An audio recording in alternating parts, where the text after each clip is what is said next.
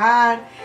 Así que se les perdona el día de hoy levantarse un poquito tarde. Si me notan un poquito ronca, un poquito que mi nariz está flojita, es porque, bueno, ha querido darme la gripe, será, pero Dios es bueno, aleluya, que nos ha levantado en esta mañana. Bueno, solamente veo a mi hermana por allí conectada, mi hermana Belki. Vamos a dar unos minutitos a ver quién más se conecta. Mi hermano Lowell dice: gracias a Dios por este hermoso día, Dios los bendiga, aleluya. Y hoy vamos a hacer algo diferente.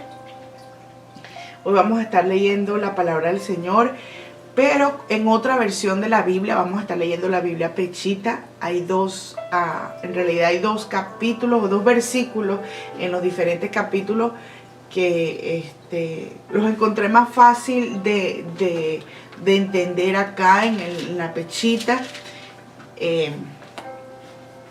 Y bueno, quiero que lea conmigo.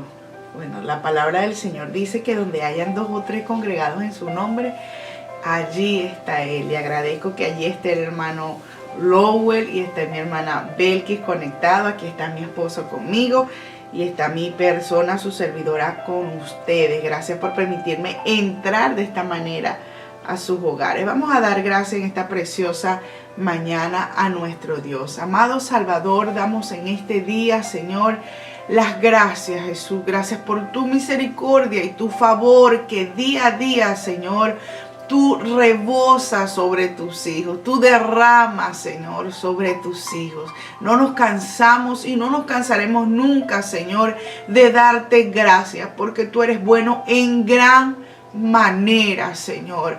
Tu fidelidad, Señor, para con nosotros siempre ha sido, Señor, y tu misericordia a través de los tiempos, Señor.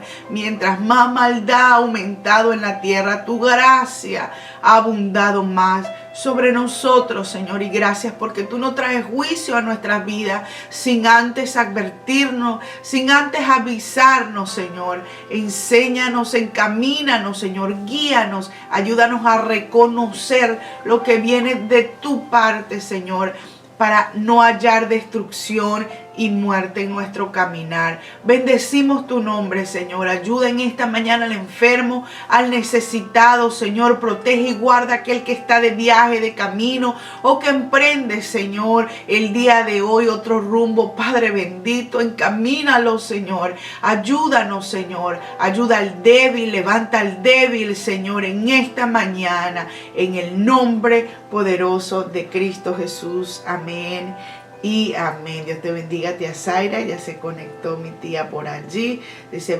bendecidos días.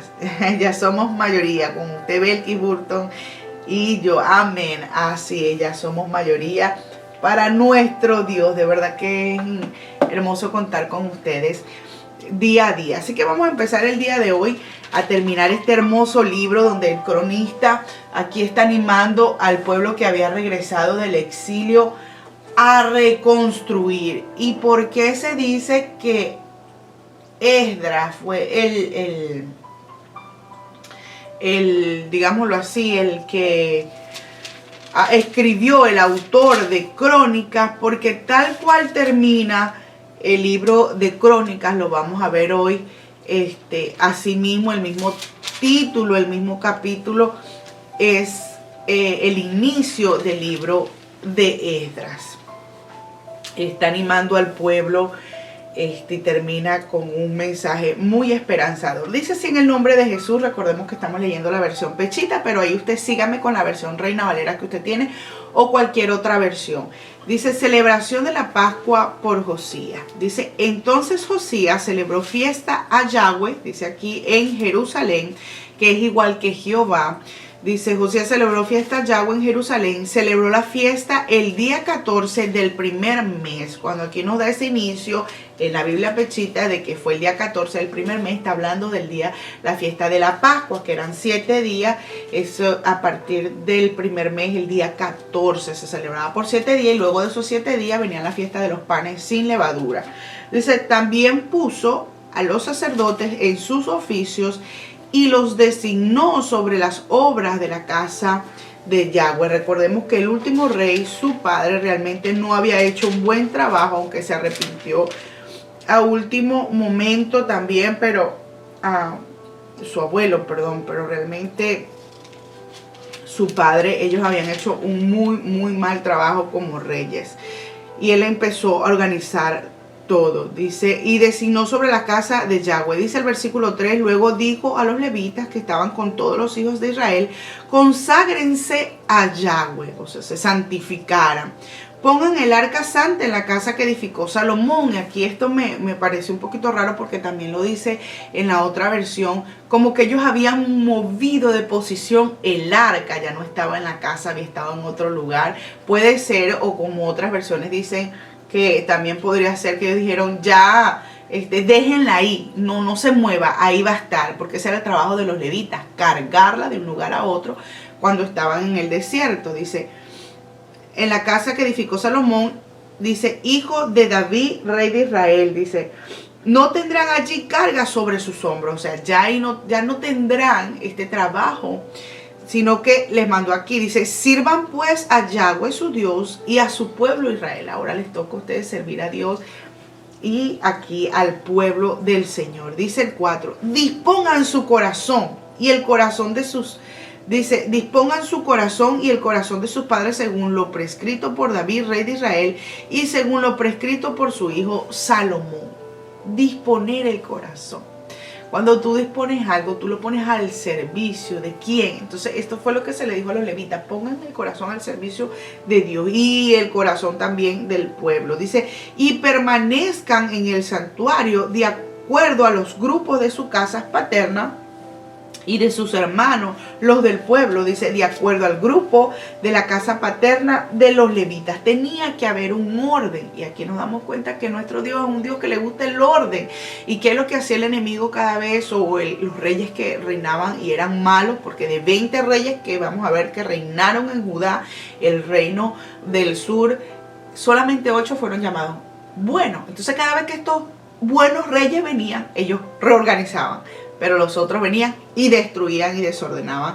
Y eso es indicio, el desorden en nuestras vidas. ¡Wow! ¡Qué poderoso! Es indicio del enemigo, ¿no? Porque desde que cayó como un rayo y dejó la tierra como un desierto. Así dice la palabra de Dios. Entonces, ¡wow!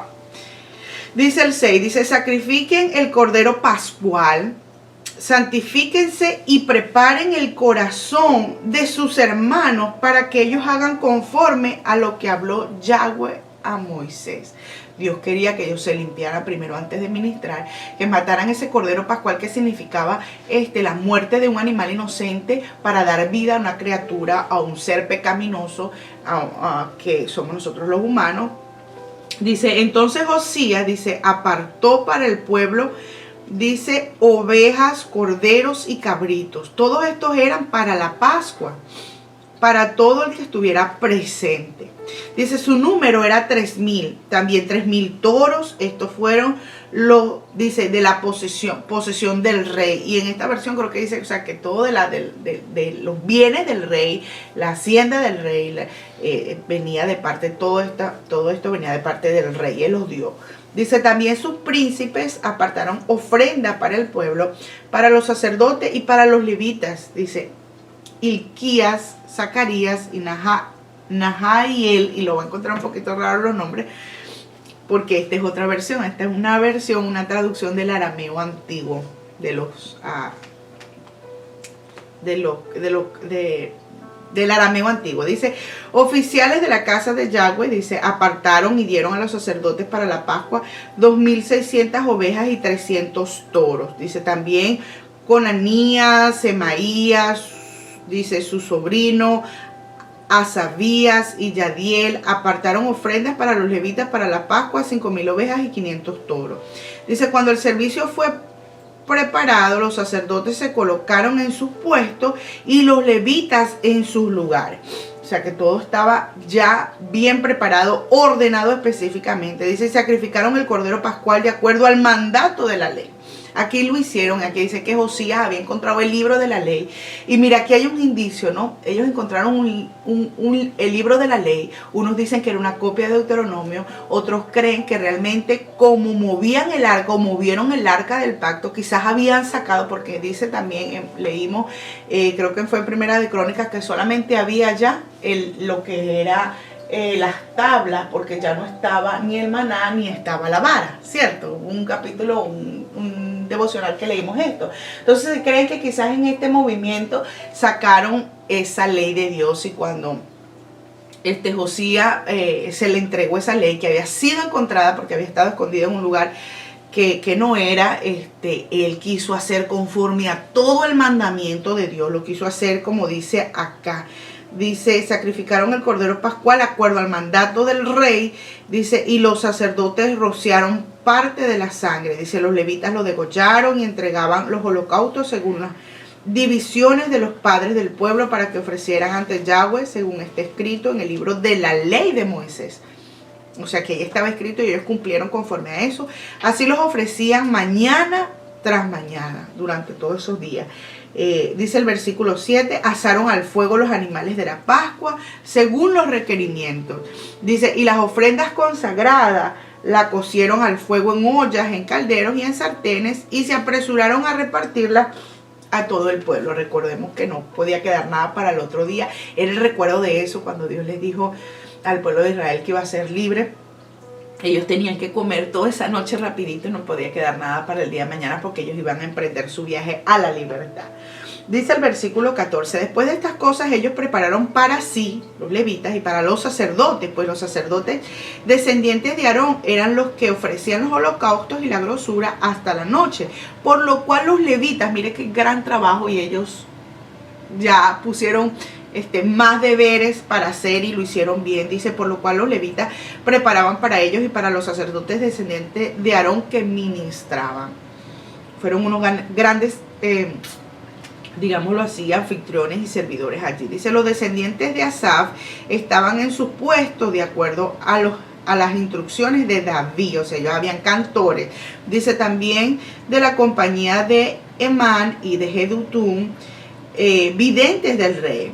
Y los porteros permanecieron en cada puerta y no era necesario que se apartaran de todos sus servicios porque sus hermanos preparaban para ellos. O sea, cada quien en su lugar hizo lo que debía, y los levitas hicieron muchas cosas, les atendieron, les llevaban el alimento y ellos no tenían necesidad de moverse de sus puestos. Dice, así fue organizado aquel día todo el servicio de Yahweh a fin de celebrar la Pascua. Dice, luego ofrecieron los holocaustos sobre el altar de Yahweh según la orden del rey Josías. O sea, él también se encargó de organizar absolutamente todo, como decía el capítulo anterior, conforme a la ley de Moisés. Dice el versículo 17, dice, los hijos de Israel que se encontraban allí celebraron la Pascua en ese tiempo y la fiesta de los panes sin levadura durante 7 días. Y mira lo que dice el versículo 18. Y no fue celebrada en Israel Pascua semejante a esta, desde los días del profeta Samuel, y ninguno de los reyes de Israel celebró Pascua como la de Josías celebró con los sacerdotes, los levitas y todos los de Judá e Israel que se encontraban en Jerusalén. Esta Pascua fue celebrada en el año 18 del reinado de Josías. Ezequías, él había sido un buen rey también y había celebrado.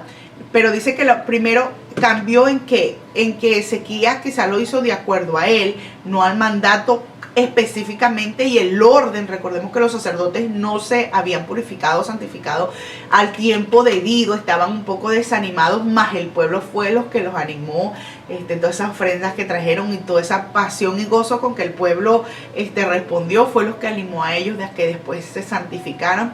Pero aquí vemos que todos estaban en sus puestos, todos estaban preparados, todo estaba muy organizado. Josías se encargó de que se cumpliera como estaba en la ley del Señor, y las ofrendas casi duplican las ofrendas o lo que trajeron en tiempos de Ezequías. Dice, felicitaciones a todos los de este grupo. Dice mi hermano Lobel, quiero leer antes de empezar aquí este nuevo párrafo. Dice, a todo este grupo y sus logros hasta el momento, nuestra líder Irene y todo el grupo, estamos avanzando para esa meta de leer toda la palabra de Dios y sin olvidar al varón detrás de la cámara, el esposo hermano Patricio. Dios le bendiga. Amén, gloria al Señor. Claro que sí, somos un gran equipo aquí, todos los que nos reunimos día a día a leer la palabra del Señor, y cuando no estamos en vivo estamos en el espíritu ahí unidos, juntos leyendo y alimentándonos esta hermosa palabra.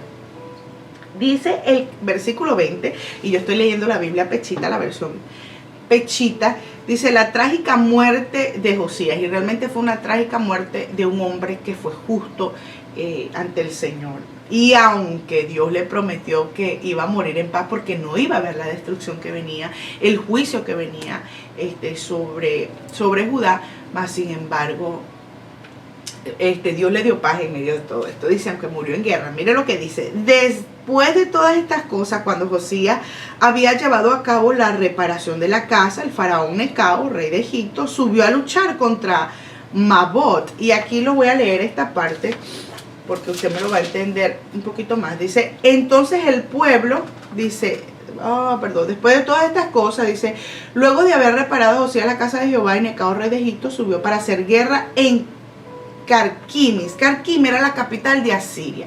Dice, junto al Éufrates, y salió Josías contra él. ¿Qué pasa? Un poquito de historia para que podamos entender un poquito más esto. Los asirios habían ya invadido el reino del norte, ¿cierto? Ya los habían llevado cautivos, y Asiria en ese tiempo era como la potencia mundial ahí.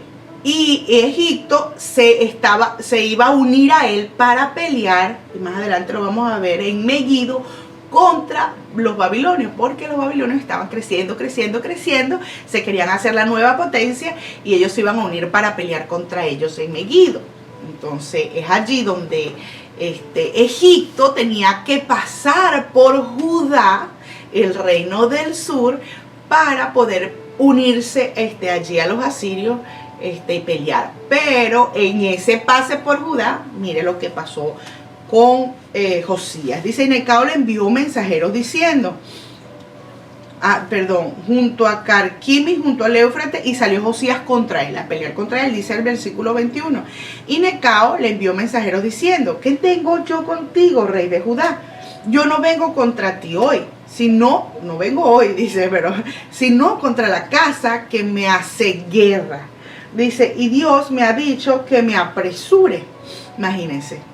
Era un plan de Dios en sí. Dice, deja de oponerte a Dios, quien está conmigo, no sea que Él le destruya. Es que todo esto era un plan perfecto de Dios. Y nosotros, cuando vamos a leer el libro de Daniel, vamos a ver la visión de Daniel de las bestias que eran reinos, y era necesario que esto se cumpliese a cabalidad. Era un plan de Dios, el nuevo orden mundial que se iba a dar. Dice, mas Josías no se retiró, sino que se disfrazó para darle batalla, y no atendió a las palabras de Necao, que eran de la boca de Dios. En la versión dice aquí que él no entendió que era un plan del Señor.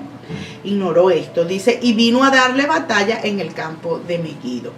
Dice, y los flecheros tiraron contra el rey Josías, o sea, lo traspasaron. Entonces dijo el rey a sus siervos, dice, quitadme de aquí, porque estoy gravemente herido. Entonces sus siervos lo sacaron de aquel carro y lo pusieron en un segundo carro que tenía, y lo llevaron a Jerusalén, donde murió. Ya era muy tarde, no le pudieron salvar la vida, y lo sepultaron en los sepulcros de sus padres, o sea, con los reyes. Y todo Judá y Jerusalén, dice, hicieron duelo por Josías. Fue un rey querido, fue un rey bueno. Sin embargo, murió de tal manera, dice, metiéndose en una guerra que no le correspondía, quizás apoyando en ese tiempo a los babilonios. Entonces dice, y Jeremías, que era el profeta de aquel entonces, y vamos a ver libros que fueron escritos por él. Dice, y Jeremías endechó en memoria de Josías, o sea, lo lamentó y hizo duelo. Dice, todos los cantores y cantoras recitan esas lamentaciones sobre Josías hasta hoy, dice aquí el cronista. Dice, y la tomaron por norma para endechar en Israel. O sea, cada vez que hacían duelo por alguien, que velaban a alguien, cantaban esas mismas endechas que ellos compusieron. Dice, las cuales están escritas en el libro de Lamentos. Dice, los demás hechos de Josías y sus obras piadosas, conforme a lo que está escrito en la ley de Jehová, y sus hechos primero y postrero, He aquí están escritos en el libro de los reyes de Israel y de Judá. Aleluya. Dice reinado y destronamiento de Joacás. Empezamos el capítulo 36 ya para terminar el libro de Segunda de Crónicas. Dice, entonces el pueblo de la tierra tomó a Joacás, hijo de Josías, y lo hizo rey en lugar de su padre en Jerusalén. De 23 años era Joacás cuando comenzó a reinar, y 3 meses reinó en Jerusalén. Josías, si nosotros buscamos en el libro de Primera de Crónicas, yo lo anoté por acá para no olvidarlo, lo busqué. Si vamos a Primera de Crónicas 3:15, ahí nos dice cuáles fueron los 4 hijos del rey, de los cuales comenzaron a reinar, hermano y hermano. Aquí dice, entonces el pueblo fue el que tomó a Joacás, que no era el hijo primogénito, como vemos, dice, hijo de Josías, y lo hizo rey en lugar de su padre en Jerusalén, y 23 años era Joacás cuando comenzó a reinar, y 3 meses reinó en Jerusalén, solamente 3 meses. Y el rey de Egipto, que ellos habían ganado, ya habían tomado control sobre Judá, dice, el rey de Egipto lo quitó de Jerusalén.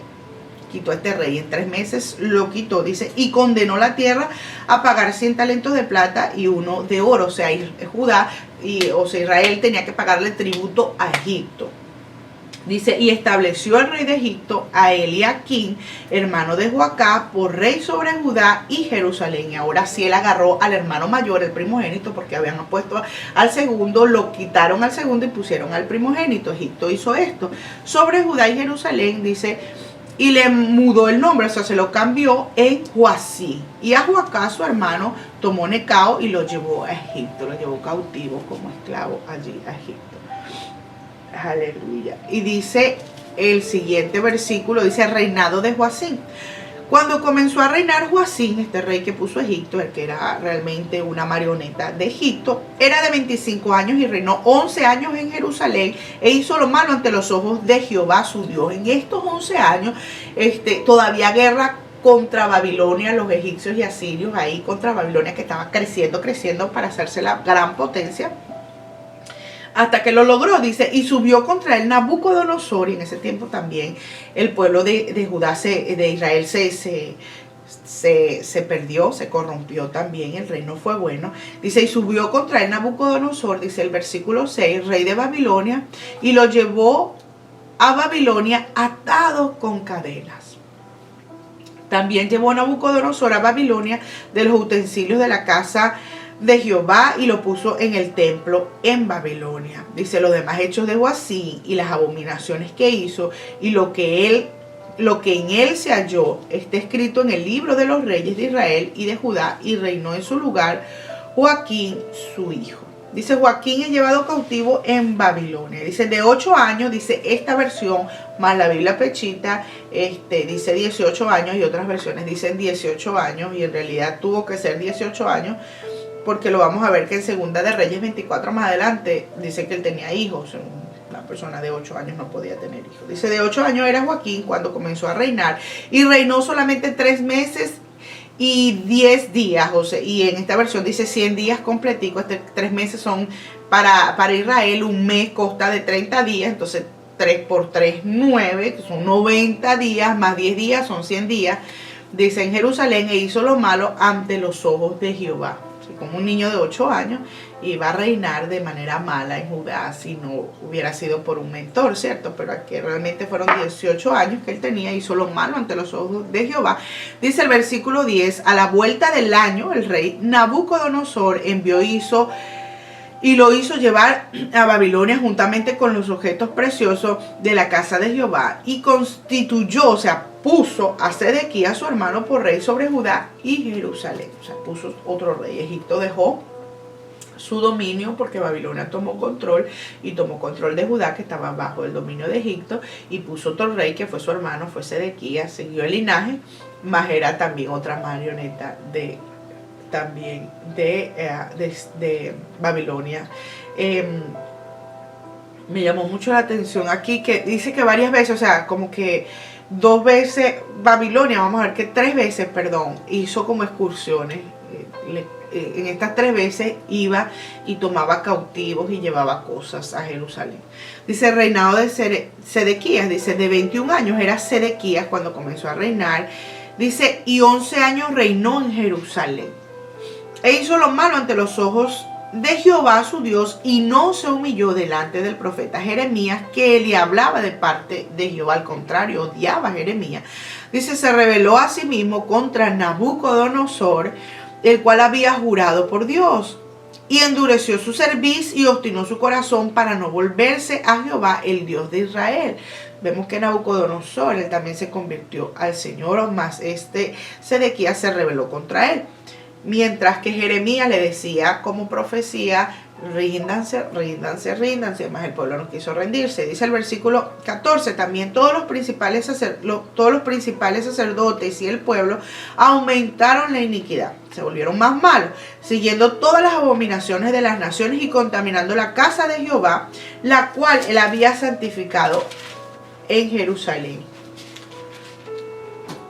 Dice el versículo 15, y Jehová, el Dios de sus padres, envió constantemente palabra a ellos por medio de sus mensajeros, que fueron los profetas. Dios constantemente nunca dejó de advertirle al pueblo. Dice, porque él tenía misericordia de su pueblo y de su habitación. Wow. O sea, en medio de la desobediencia, y de verdad que yo subrayé aquí, este capítulo tocó muchísimo mi corazón, porque a pesar de la desobediencia, de la rebeldía de Judá en aquel entonces, ellos no querían escuchar al Señor, no, por medio de sus profetas despreciaron las palabras. Mire lo que dice, mas ellos hacían escarnio, dice el versículo 16, de los mensajeros de Dios. O sea, se burlaron de los que traían el mensaje del Señor, de sus profetas. Dice, y menospreciaban sus palabras, las tomaban como en poco. Quizás esos profetas no se veían, no tenían, quizás sangre real, o eran muy poderosos, hablando en un término económico en aquel entonces, y ellos se burlaban de ellos, se burlaban de sus palabras. Dice, y menospreciaban sus palabras, burlándose de sus profetas, hasta que subió la ira de Jehová contra su pueblo. O sea, hasta que Dios realmente se enojó y no hubo ya remedio. O sea, que Dios tiene un punto en que dice, no más. Dice, cautividad de Judá. Dice, por lo cual trajo contra ellos el rey de los caldeos, que son los mismos de Babilonia, es otro nombre para decirle, llamarlos a ellos, que mató a espada a sus jóvenes en la casa, dice, de su santuario, sin perdonar joven ni doncella, ancianos ni decrépito, todos los entregó en sus manos. Y aquí se cree que este fue el hijo de Nabucodonosor, que realmente fue malo. Dice, asimismo todos los utensilios de la casa de Dios, grandes y chicos, los tesoros de la casa de Jehová y los tesoros de la casa del rey y de sus príncipes, todo lo llevó a Babilonia. Y quemaron la casa de Dios y rompieron el muro de Jerusalén y consumieron a fuego todos sus palacios y destruyeron todos sus objetos deseables. Todo lo que había de valor, absolutamente todo fue destruido, y no perdonaron a nadie.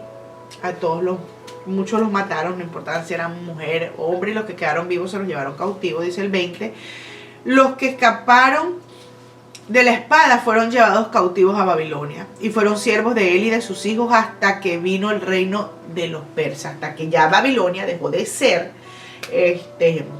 la potencia y vinieron los persas. Mire lo que dice, para que se cumpliese la palabra de Jehová por boca de Jeremías, era una profecía, hasta que la tierra hubo gozado de reposo. Dios había mandado que la tierra cada 7 años tenían que darle total descanso a la tierra, no podían sembrar, no. Parece que el pueblo no había hecho esto por años, si contamos 7 por 7, 49, ¿cierto? Entonces, 490 años sin que la tierra tuviera de reposo, dice, porque todo el tiempo de su asolamiento reposó hasta que los 70 años fueron cumplidos. Entonces Dios dio 70 años de descanso por esos 490 años en que cada 7 años no se dejaba reposar la tierra. Así que si el día de hoy nosotros vemos que hay destrozos, que hay en la tierra, que la tierra está respondiendo al maltrato que le hemos dado, es debido a esto. No hemos cumplido los mandamientos del Señor, no le damos a la tierra reposo, no cumplimos en ella. Y pues bueno, ella tiene que devolver y responder, ¿no?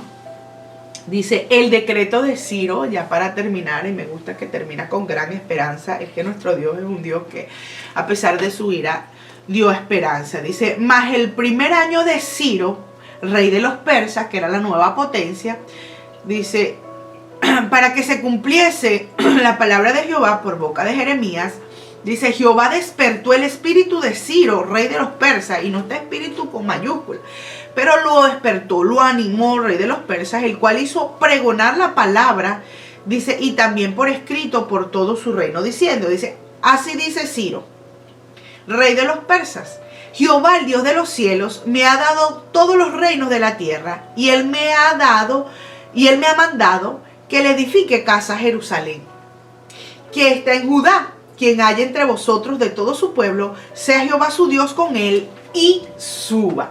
Me gustó mucho aquí, hermano, porque a pesar de que Babilonia tomó control, ¿cierto?, del pueblo del Señor, lo llevó como esclavo, siempre Dios mostraba milagros. Usó a Daniel, usó a los que le habían cambiado el nombre, Sadrach, Mesach y Abednego, los usó, ¿no?, para demostrar que realmente él era el Dios de toda la tierra, no solamente de los judíos. O sea, Dios quería ser Dios sobre todo. Y ellos, esa potencia, se rendían ante Dios. Esos reinos se rendían y reconocían a Dios. Entonces los babilonios llegaron a reconocer Nabucodonosor que solamente había un Dios y ese Dios era Jehová. Y los persas, que aquí vemos que era Ciro, también reconocieron que ese Dios era el Dios verdadero. Tanto así que él dijo, Dios me ha mandado que le haga casa con los que han quedado. Y quiero leer esta versión, la última parte aquí, el último capítulo, la versión pechita. Dice el 23, así dijo Ciro, rey de Persia, Yahweh, Dios de los cielos, me ha entregado todos los reinos de la tierra, en una potencia, y me ha encomendado, o me ha mandado, que le edifique casa en Jerusalén. Hay un lugar específico. Dios había dicho que ahí es su lugar de alabanza. Dice, la cual está en Judá. ¿Quién es aquel de ustedes de entre todo su pueblo con el que Yahweh su Dios se ha agradado? Dice, que se levante y se presente ante mí. Aunque aquí dice, y suba para construir o comenzar a edificar otra vez la casa del Señor allí. Mire con cuál amor nos ha amado Dios, que no nos destruye para siempre. Siempre tiene misericordia y nos ama con un amor que no merecemos.